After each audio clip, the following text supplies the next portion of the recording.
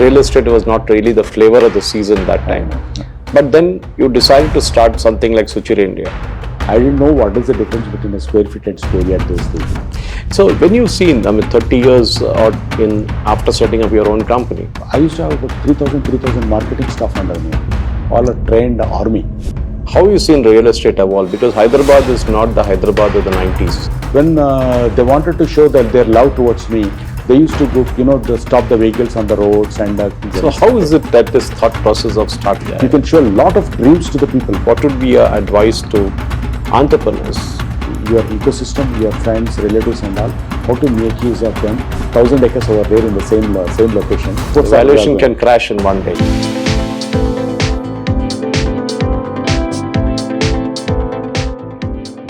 Welcome to Conversations on Hybiz. Usually when I speak to entrepreneurs, I ask them a sequence of questions, starting with their upbringing, their first steps into business, and of course how they grew along and all that. Today I have somebody who actually traverses all these paths. He has gone through it numerous times, and definitely he has a lot to speak about. Famously called as Lion Kiron. Welcome to the show, sir. Thank you very much. Hi. His company, Suchir India, has set many trends, which of course others have followed over the years. But today we'll discover from him, directly from him, as to what it is all about.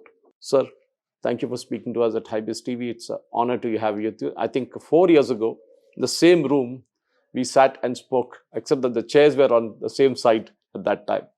I think it was just after COVID that we spoke. COVID, yeah. So my question, obviously, sir, would be, where were you born? What were your early days like? Your parents, your siblings? How did it all start? Thank you, Suchir. The memories are fresh, I still remember the questions what you asked, and in fact, I got a lot of appreciation for last, interview. Most of the people, they go to that particular interview when they wanted to know me and all. In fact, I just saw that it has got 35,000 views still. Like, yeah. That is it. My journey started. I born in Warangal, Okay. I born in Warangal and went to Karimnagar, Peddapalli. Again, the Peddapalli is a town headquarter in Karimnagar district, and came back to Warangal again. From there to Hyderabad. This is how my education. I born in Warangal, but traveled all across Telangana for my education and all. So I completed, after completing my intermediate, then I went to Polytechnic for DCCP, Diploma in Commercial and Computer Practice. The first year I completed it in Mahbubnagar, Vanaparthi. Then second year I went to Adilabad because my Baba was working over there as a in a cement company. So I came back to Warangal after that. Then I completed my graduation and post-graduation over there. Then I moved to Hyderabad and completed PG Diploma in Public Relations. So I know your qualifications are very extensive. Yeah. What about your parents? What background do they come from? I'm from a very middle class the family. Though my grandfather was a big landlord, but because of the village, issues and all, he moved to Anamkonda, Warangal. With the kids and all, because there is a big time the fraction story was going on over there. So my father was working for revenue department, and my mother was also an employee in cooperative department, and me and my sister, the younger one. So I studied up to 10th class in a Telugu medium in a government.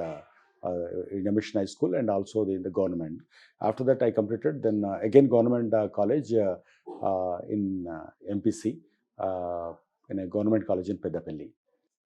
That is. So your growth in terms, it's admirable that you studied in a Telugu medium school, that too in a government school and then college. Of course, I also studied in a government school. I did my education in Model High School, Osmania University.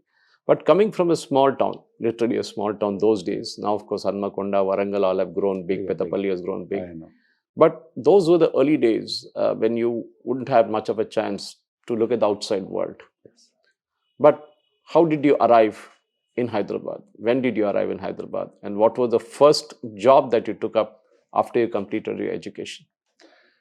See, I used to come to Hyderabad because my babai, my dad's the elder brother. I mean, he used to work for Hyderabad Metropolitan, Development Board. Authority. So in a holidays, I used to come over here to spend some time with him. But that was only a short period of 10-15 days, and spending time with babai and family, and then going back to my hometown.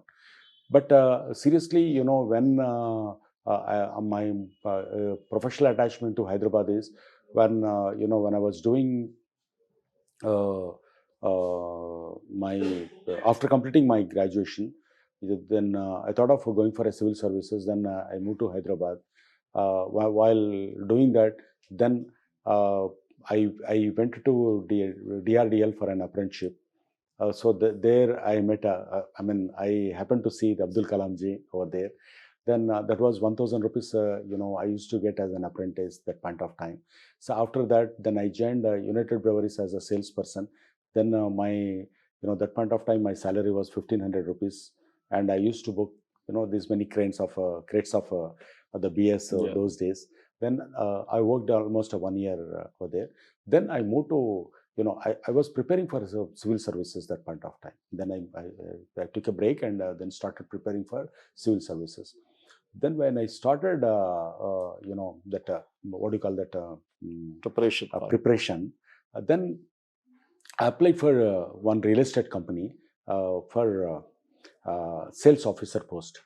Okay. So sales officer is the beginning, the first stage of Correct. the post. So that point of time, I went to Shabarimala and came back. There was an interview letter from that particular real estate industry. Next day morning, I went there. Then they said, you are selected. I don't know. I felt very happy because I got selected. When was this? Which year was this? 1993. 93. Okay, that's almost like 30 years, 2003, 31 years. 30 years, 31 years 31 ago. years back. Yes, sir. Carry on, sir. So then I joined. Then when I came back, when I sat down and when I read that the interview terms and conditions, I need to do 4 units, 4 sales to get my 2,000 rupees salary. Okay. Then I said, okay, I'm done. So right from my childhood, the one this thing is I'm little bold and wild. So then I called, those days there is no telephones, mobile phones, and even pages were not there at that point of time.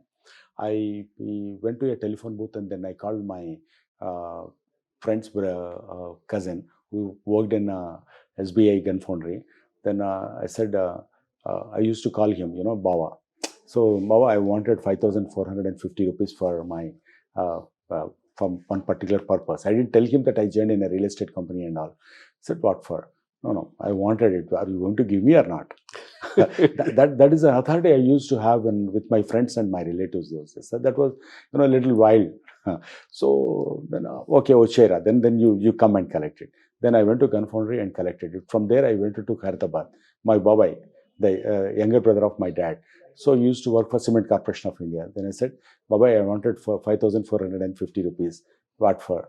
I'll tell you later. I don't want to tell you now. I wanted this money. Will you give me or not? Okay, he has given a self-check. I went to bank and withdraw that money. 12:30, 1 o'clock, I collected that money. 2:30, the lunch break of 1:30 to 2:30 in the office. I took Dilshinagar, the office was in close to Dilshinagar. So I went there and I paid 2 bookings. I didn't know what is the difference between a square feet and square yard those days. I didn't see the site. Even my boss is still, he's in touch with me, my guru and my mentor. So I met him after submitting 2 allotments. Then I met him. Okay. Then he called me. I reported to the branch manager, but my boss was a head regional marketing manager. Then he was surprised. Sir, आज एक बंदा join हुआ and he submitted 2 allotments. What? 2 allotments today? He joined today and he has given 2. Call him. Then I met him. Sir, good morning. Good afternoon, sir. Then where are you from? I said, I am from Warangal. Said, dekhe kya? No. Then I was really surprised. And then he started, spending some time. Then he see the potentiality and he started educating me in an ASF. 1 month I didn't see the site and I went to Warangal and booked 54 units from all my friends and relatives. Then I came back. Then, I used to come here only for the submission, not to go and see the sites and all. So later, I realized that was a record of the year, record of the whole year. Nobody submitted 54 units in a year also. So my name was there on the top. So that is how I started my first month, second month. Then, my responsibility to show the site. Then I engaged on Maruti van and took them to Hyderabad, showed them the site. Then journey started.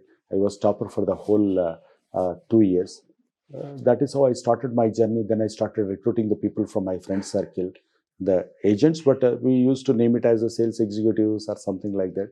Then I grew in the same organization as a regional sales manager in the same organization 2 years. After achieving that particular targets, then used to promote us to the next level. So I was always every third month, fourth month, I used to achieve and go to the next level. 2 years, I got four or five elevations. Then that company, my seniors and all, they moved and started new company.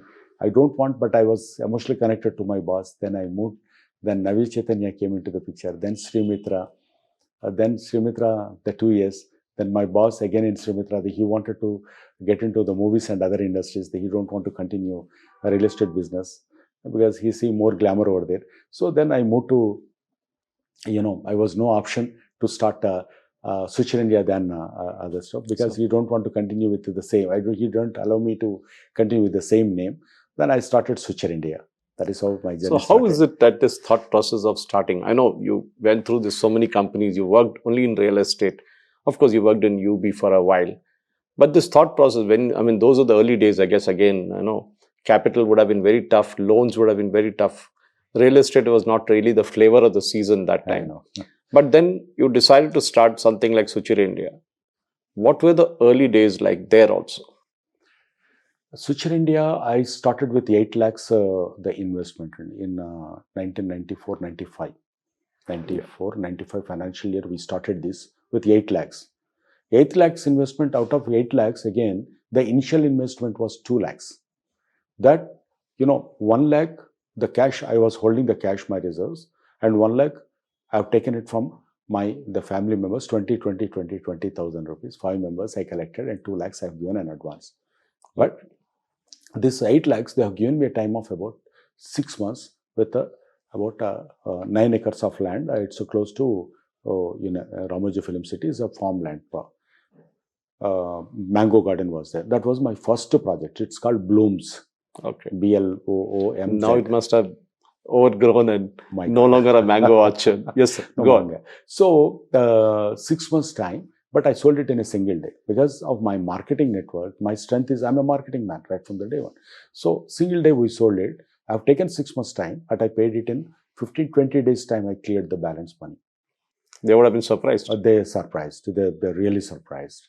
And they immediately, the team has seen, that the fire internally, okay, we can do a lot. And, that's really given me a kick. Sold a project in a single day. Then I started my second project. Then, I sold it in 15 days. Because marketing, my strength is, I can motivate even an ordinary person and make him as an extraordinary person only in real estate sector. Because everybody will get, it is not an education, or it is not a technical subject. It is what you need to understand is understanding your ecosystem, your friends, relatives and all, how to make use of them and how to, make them as your first clients. Everybody will have their own strengths, but they don't utilize. So if he's a Gowda is there, he will have his own contacts and his own the people. And this is not donation, or it is not a finance business. They are getting the land and they can go and touch it and see it and feel it. So that is how, I used to motivate it. I used to start my day at 3:30, 4 o'clock.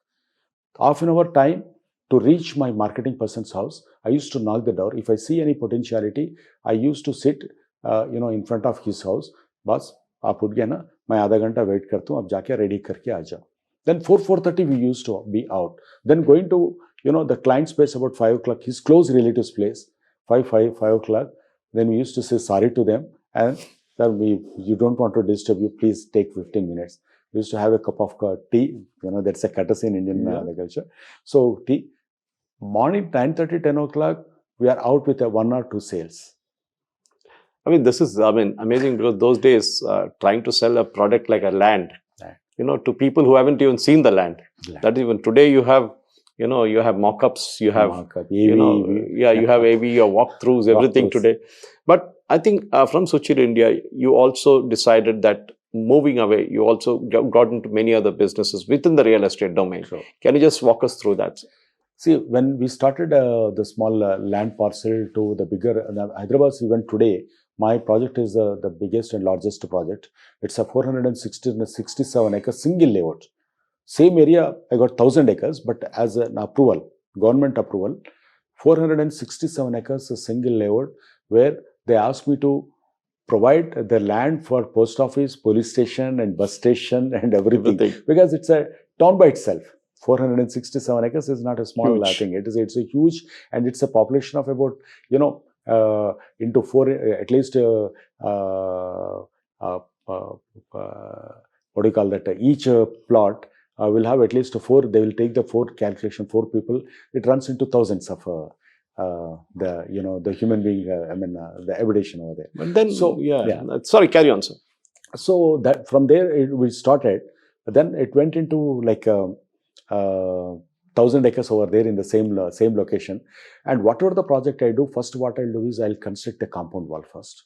To secure the property. Secure the property. It is going to be a separate entity by itself, a separate world by itself, number one. And I don't do projects without the concept. And name itself should be unique because it's a sub-brand. Correct. So I started right from the day one, right from the company name to my project name. So I do a lot of homework. I go for a long drive in the nights alone. So sometimes, about 300, 400 kilometers. So then I'll get thinking process. Then I'll come back with a lot of ideas. What kind of specifications should be there? What kind of nomenclature? Each street is going to be named with one street name. So it is the idea. What I draw it is, when Kuli Qutub Shahi time and even the Mughals and even Chalukyas time, they used to have a township, and each street used to have master planning and all. So these days we are calling it as an architects, but most of the architects, they miss out what is the urban planning and master planning. That's true. So they have a typical architecture. Even Hyderabad, we have a typical architectural blend. Correct, true. Okay, but we are forgetting it and we are westernizing the whole city. So we can retain that and we can develop the city. We are forgetting our roots, actually. We are forgetting our roots. So that should not happen. So each project will have a theme and concept. So I name it and I do even the parks and all will have a separate name, and I develop in with the same theme and name. So when the buildings also, the Timberleaf is a villa gated community, and Odyssey is another mid-segment villa gated community. Even the apartments, the Tales of Greek, and the Greek architecture, even the internal with all the modern facilities, I also give the landscaping and all as per the Greek architecture. So what we are selling is, it's not just a piece of land or a piece of the space, but we are selling a dream for their home to them. So they should feel that this is where my world is. So when you've seen, 30 years after setting up your own company, how have you seen real estate evolve? Because Hyderabad is not the Hyderabad of the 90s. It has changed totally. One advantage is, unlike Mumbai, it's not an island, it's a plateau. So you can go 300 kilometers this side, 300 kilometers that side, anywhere you go. But the city has obviously developed toward one side, which is the west of Hyderabad. Now, of course, we are seeing north and even the east of Hyderabad develop. But when you look at moving from plots to gated communities, you have seen how real estate evolved. Now people don't want a plain vanilla flat or apartment. They want a set of facilities that come with it. It may be a clubhouse, maybe a gym, tennis courts, basketball courts, you name it, swimming pools, everything. Have you seen this change happen over a period of time in Hyderabad and Secunderabad? True, Andy. I penned my first book on real estate in 1995-96. Okay. I clearly mentioned it over there, how the Hyderabad should look about it, and what are all the changes and what are all the governing rules and regulations, etc.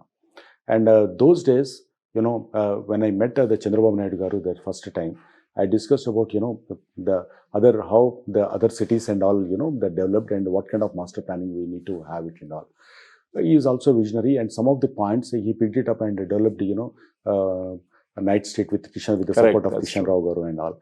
So my personal the feel is Hyderabad seen almost 6 to 7 different the stages. So Okay. from ordinary houses, so the people buying a small piece of land and bringing them from Ongolu and all Mistris and constructing a house to a small the organized buildings to, forget about Banjara Hills, Jubilee Hills. Jubilee Hills and Banjara Hills is completely a different story, but I'm talking about overall Hyderabad development and all.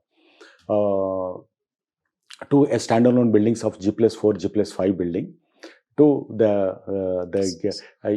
high-rise buildings of 60 today. floors now. 60 floors building and gated communities. Now the gated communities built multiple the facilities. Okay. So it's a multiple options available over there. Not only the clubhouse, but also the complexes, shopping complex is available, and small Cinema amusement theatres parks. Amusement parks are attached to that. Lot of changes are taking place. That even you cannot see that even in the Western world. So see, the speciality of Hyderabadi people are, if they cross that line, their thought process is completely different. They do whatever, they'll do that experimental, the mindsets. I remember you moved in from pure vanilla real estate into construction and all. Then you got into resorts. What made you get into resorts?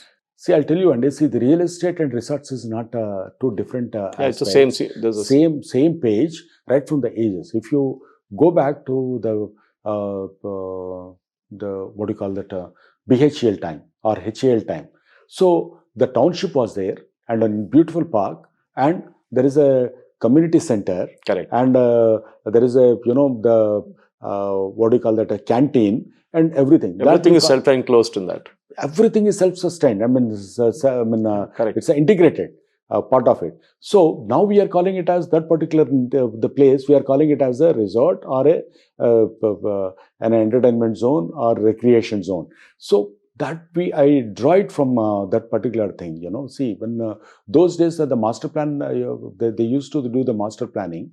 So they have that. Why can't we do that? Whenever I'm planning any project, I'm earmarking, apart from the common facilities, what we hand it over to the society and all, some piece of land, I'll keep it for myself and develop a resort over there.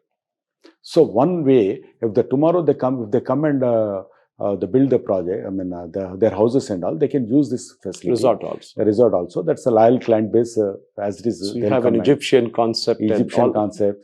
It's a paper spot is there, and Honeyberg at Shamirpet, and Aryavartanagari, we built an Indo Mughlai architecture. It's a Puri Jagannath temple architecture. We have taken it up, and Mughlai architecture. We built a beautiful the resort over there. That it's going to come up in the next. We are going to launch it in. Apart from business, you travel a lot. Yeah.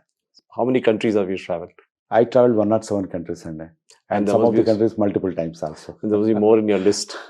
Why do you travel? What motivates you to travel? See, basically, I always says I'm a gypsy. That is there in my mind. Yes. So one should not constrain to a particular 2 square kilometer or 3 square kilometer. I'm a traveler to this world. Basically, I'm a traveler. True. Today I'm here, tomorrow I may not be there.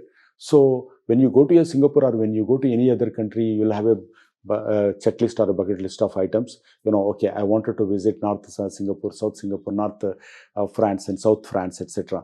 So similarly, when you are coming to this planet Earth as a traveler, if you are not visiting this planet, then what is the meaning of your traveling to this particular you being in this planet? So picking up a lot of ideas. Sorry, carry on. So that motivated me, and then most of the places, officially I might have gone to some places, but most of the countries I go as a backpacker, a small bag with my the mobile charger and limited with limited items and all. Whenever I go to any country, I don't be in the capital. I be there for 1 day or 1.5 days, because most of the malls are there in Hyderabad, there's nothing to see, and most of the gardens and all, no. So I go to the local zoo to see their own the spaces, number one. Number two, the museum, number two. Apart from that, I spend my major time going to the remotest villages. Recently, couple of days back, I went to Nagaland. I visited the remotest villages in the Nagaland, in the hill terrain and all. So I went to Africa, I went to South America, I went to very, typical Middle East and, ASEAN region also. So normally I hire the local car and sometimes bike. I, put my luggage, bag in that. I go to 300 kilometers, 400 kilometers, 500 kilometers. I went to 600 kilometers inside the Russia. Wow. So where they cannot understand even your sign languages. Very difficult to make them understand. But that is the fun. That is how you'll be able to understand their life, how they draw the money from the pots, wells, and how they cook, how they eat, and how they clothe, and how they celebrate and all. This is how you need to explore. Life is one. You only live once. So That's true. you need to have the complete master plan for the complete your next 5 years or 10 years, whatever you don't know when he's going to call, the God is going to call, but wrap it up as early as possible. I went to Arctica and Antarctica. Arctica in a Russian vessel and in a UK vessel to the Antarctica. So it was a great experience. It's a great adventurous experience. And I went to Amazon river forest. So most of the people, they go to that luxury tents and come back. No, I went deep into the.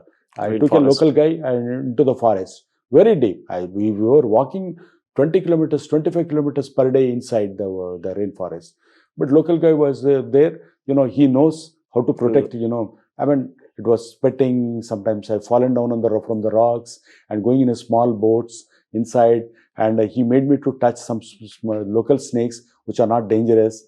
And I played with those snakes. That's a great experience in Amazon river forest. You know that they call it as the lungs of the earth. So this is the whole, the story about my adventure. I did 77 skydives across the globe. So, naturally, when you are a globetrotter, you obviously went into also a bit of diplomacy. You do represent Bulgaria. So what was the reason why that country? Why not something else? See, basically, it's I am part of Indian Association of Friendship with Foreign Countries. So this is about 40 countries are associated with the people-to-people connection. The embassies are associated with this association. Okay. And whenever the delegations are coming, we used to go and support them and all. The appointment is the Southern Region Chairman. So even this also, I've read somewhere. Then I went to Delhi in a train because those days I don't have much money and all. Okay. So I went to them. I met one was Mr. Jasbir Nisar, who used to be there in Delhi. So I met him. I said, I am really interested. Well, right from my childhood, I used to read about the global leaders and global cultures and all. So that made me to travel now. But and I met him and he said, he made me as a president of this particular Andhra chapter, the AP chapter those days, then Southern Region chapter. So whenever the delegations are going to the other countries, Austria and Mongolia and all these countries, we led the delegations. So I still remember, it is still the fresh in my memory. When Chandrababu Naidu was the chief minister, 150 legislatures they went to China. Wow. So in a single lot, there's a history in Indian. So that was the major contribution to me at that point of time. Because when the Chinese people, they said, when you talk to him, then I went and given a letter to Chandrababu Naidu's office. Then they contacted the embassy. Embassy people came here. The letter was drafted and the planning was done in my office those days. Very good. From real estate into travel, into diplomacy and all this, you also have a philanthropic side to you. You celebrate your birthday in a very different way. Can you tell our viewers how it is done? See, if you exactly ask me when I started my this services and all, I don't even call it as a service, but this kind of activities. So it started in my school days, in a small way. So when fourth class or fifth class, exactly I don't remember, but me and my friends, we used to collect all over the books. Okay. And we used to neatly, those days we never used to maintain it in a proper way. So wherever we need to do the pasting part and all, and bring that newspaper and do a proper cover to that. And we used to have gift it to the juniors. Okay. We used to, because as I told you, I'm from government school. So those days the government, they didn't have a policy Correct. of giving a school books, free school books to the students. Yeah. So, but we used to give it to them. So even we used to buy the books on a second hand from our seniors. But instead of the people who don't have the money, You give it to them. we give it to them. That is how we started. Then collecting the newspapers and selling it and giving it to the what do you call that, the vendors who are they are around the school. That's true. So, and when I went into the teenage, we used to collect. I mean, in my college and all, collect the money and do the black painting to my school board, and purchasing the phenol and cleaning the toilets and other. So that's how I started. After teenage, then we started donating the blood. We all my friends, we used to go 20, 30 people. Recently, when I met one client came, and after the meeting, Kiran Garu, I met you about 30, 35 years back. He's a retired doctor. Avunandi. I mean, I said, is it so? He said, you used to, come with your friends, because I'm following you. You used to come with your friends and donate the blood, because that's a news. Because students coming to our government medical hospital and donating a blood was a big thing for us in those days. So I was surprised. I mean, then and that gives a great satisfaction. Those days we started. So that is how we started, and slowly when it comes to the bigger way of doing it in all. So I used to have about 3,000 marketing staff under me, and all a trained army. Okay. And each marketing marketing head. So to put them in a disciplined way, I conceived an idea. It is basically got it from the military defense, Bangla troop, Assam rifles, etc. I used to give. I have given them also Team Trishul, Team Marshall, Team Radiant. Okay. Each team with one title, with one dress code, and with one logo. And and there used to be a competition between them. So similarly, when they wanted to show their love towards me, they used to go, stop the vehicles on the roads and burn the crackers on my birthday, and do a hangama, bringing lorry loads of flowers, and I said, no, this is going in a wrong direction. This is not right thing. It sends a wrong message. So then I called all of them one evening and had a nice party, good tea party and dinner and all. Then I told them, no, let's not do this. Let's do one thing. Let's name it in a nice way. One nice name we will give it to it, and let's do the service. You will also get satisfaction. We'll also get satisfaction. Everybody will appreciate us. This is not a right thing. So then they said, sir, aap jo bolenge wo karenge. Then we call it as let us all taking one sankalpna, let us call it as a sankalp divas. Sankalp. So what is that sankalp? What is that the special this thing is, mentally challenged children? Yeah. To giving back to the society and supporting the underprivileged. Okay. The first we have taken it up, the blood donation and mentally the challenged. Okay. And after that we included, year on year we included. Then this next year onwards, we used to call one Megasis Award. First year, Anna Hazare came, then Kiran Bedi, then Jaki Narputam, then Rajendra Singh, then Sundarlal Bahuguna, then Baba Amte's son, Prakash Amte and Mandakini Amte, then Sandeep Pandey. Then every year, one. And this year, the recently Sonu Sood attended, and last year the Northeastern wrestling player. Okay, Mary Com, she was here. So every year to inspire the people and make more people to understand this concept and giving it. We are not donating anything because we are not wealth. See, we are trying from the society and giving back gives you more satisfaction. Even today, when I get little low or depressed, I go and spend some time with these special kids. And I don't allow the management also to be with them. I said, do you take care of your job. I'll sit with him on the floor and let me play with them. Then I'll get charged and I'll come back. Wonderful. That is how I'll get a great the satisfaction. I think when you look back at your life's journey, from the time you started your school education and then of course getting into the real estate business and starting something of your own, What would your advice to be, as a parting shot, what would be your advice to entrepreneurs who want to get into business? You're a real estate expert, I guess you can speak more on that. What would be your advice to somebody who says, I want to start a real estate business in a small way? What would be your advice, be in the changed circumstances of today's 2024, 25 actually? Where are we in this? Real estate got a fantastic future. It is just started. It is now just taking off. So a lot of future is there. Real estate industry requires a lot of right entrepreneurs.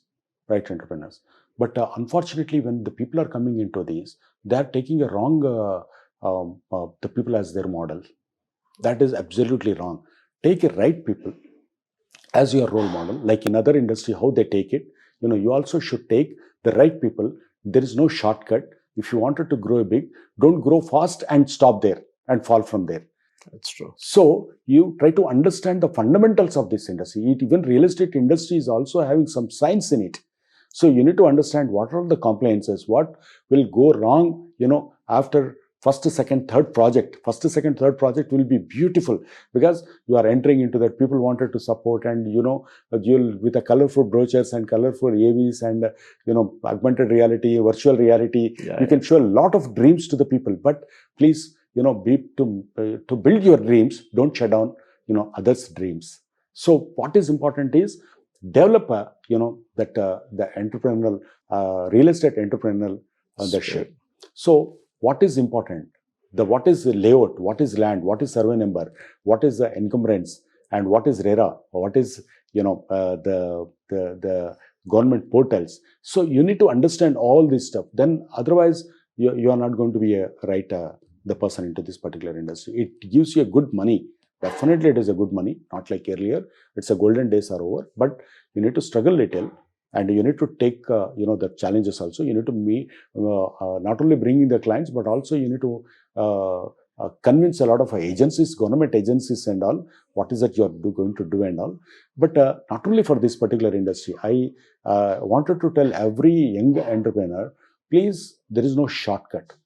So you should, learn how to fall and rise from the, learn from the failures. So I penned one book on youth mental health. These days, every startup company, they wanted to become something big in a very short span. Unicorn. So, unicorn. They are eyeing on unicorn.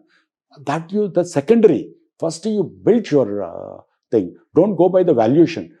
Without your product, the valuation reports. The valuation can crash in one day. In one day. So what is very important is, so based on this, I penned one book, Shattering the Stigma. So this is on youth mental health. So please, believe in that, you will grow big and rich and become popular and you become an iconic the figure in the history only in organic way, not in non-organic way. Shortcut methods and taking a wrong example, somebody has become like this. No. So out of 10 people, 8 people, how they become the great personalities. You look into that. Not that 2 people who went in a shortcut over there and they may fall, and you try to make your name also into that particular place. As we close this conversation, Mr. Kiran, one thing that every businessman would like to, or every individual would like to, is how do you like to be remembered when you're gone? What would you like people to say about you and say, wow, this gentleman was like this, or anything specific that you would like to be remembered, even if it is in one line? I'm very clear about, one day we are going to leave this world and go. People should remember me with my iconic things, which is connected with emotionally and sentimentally, to the society. People should remember me not only as a businessman, because Abdul Kalam and Ratan Tata, these 2 people are my role models. Role models or beyond role models. I mean, I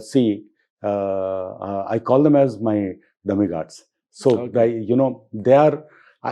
You want me to speak about them? I'll speak, days together. So here, whatever I do, even to my people and everybody, I say is that please have a connect, emotional connect, whatever you are doing. Even with my staff, I never treat them as a staff.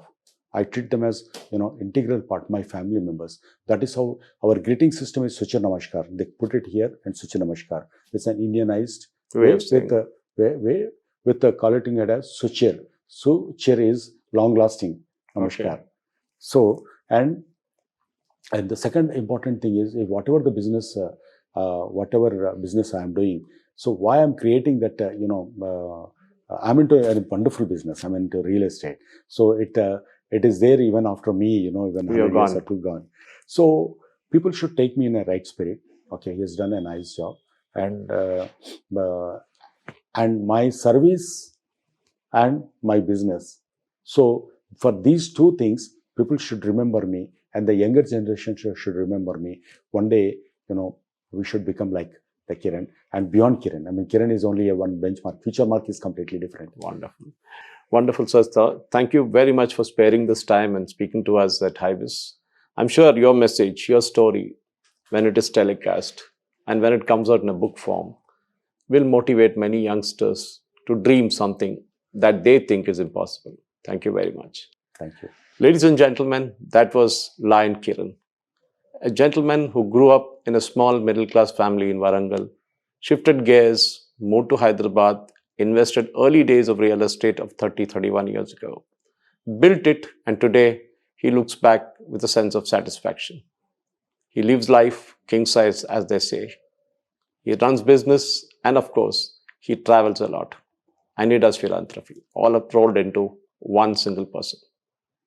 Thank you for watching. Jai Hind.